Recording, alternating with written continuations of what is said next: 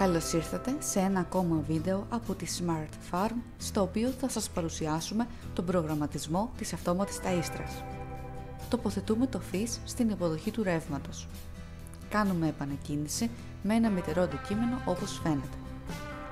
Πρώτο βήμα είναι να ρυθμίσουμε την τοπική ώρα. Πατώντας και κρατώντας πατημένο το κουμπί Clock και ταυτόχρονα το κουμπί Week θα αλλάξουμε τη μέρα. Με το κουμπί Hour αλλάζουμε την ώρα. Και με το κουμπί Min τα λεπτά. Πλέον, αφήνοντας το κράτημά μας, έχουν αποθηκευτεί οι ρυθμίσεις που κάναμε. Δεύτερο βήμα είναι να ρυθμίσουμε τον προγραμματισμό ταΐσματος. Ας θεωρήσουμε ότι θέλουμε να ρίξει τροφή 2 φορές μέσα στη μέρα.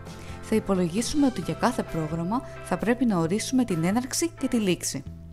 Πατάμε μία φορά το prog και στην οθόνη εμφανίζεται το πρόγραμμα 1 on. Πατώντας μία φορά το week εμφανίζει στην οθόνη όλη την εβδομάδα. Με το hour ορίζουμε την ώρα έναρξης και με το min ορίζουμε τα λεπτά. Για παράδειγμα, θέσαμε στην ώρα 9 και 5 τη θέση 1 on, το οποίο είναι η έναρξη του προγράμματος για όλη την εβδομάδα. Συνεχίζουμε πατώντας ξανά το prog για να μεταβούμε στο πρόγραμμα λήξης 1 off. Με το κουμπί week επιλέγουμε όλη την εβδομάδα και με το min επιλέγουμε μερικά λεπτά αργότερα για τη λήξη του προγράμματος. Στο παράδειγμά μας, στη θέση 1 off απεικονίζει 9 και 10 για όλη την εβδομάδα. Πατώντας ξανά το prog μεταβαίνουμε στο δεύτερο πρόγραμμα έναρξης και επαναλαμβάνουμε την ίδια διαδικασία.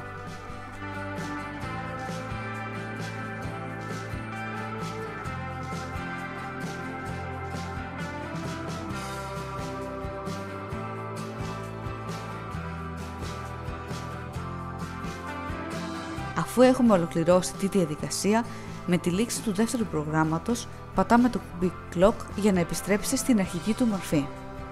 Για τη ρύθμιση της ποσότητας πατάμε το κουμπί Manual μέχρι να μεταβεί στη θέση On. Ανάβει το κόκκινο λαμπάκι και μετά από λίγα δευτερόλεπτα στιγμιαία και το πράσινο. Με το μαύρο κουμπί στα δεξιά ρυθμίζουμε την ποσότητα. Πατώντας το παρατεταμένα παρατηρούμε ότι πέφτει η τροφή. Αφήνουμε το κουμπί όταν συμπληρωθεί η επιθυμητή ποσότητα. Αυτόματα έχει αποθηκευτεί η ποσότητα που θα πέφτει κάθε φορά.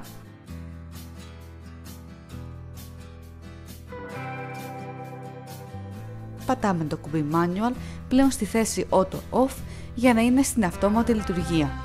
Βλέπουμε τώρα στο παράδειγμα πως από τη θέση Auto Off με το που θα έρθει η ώρα έναρξης μπαίνει στη λειτουργία On Auto.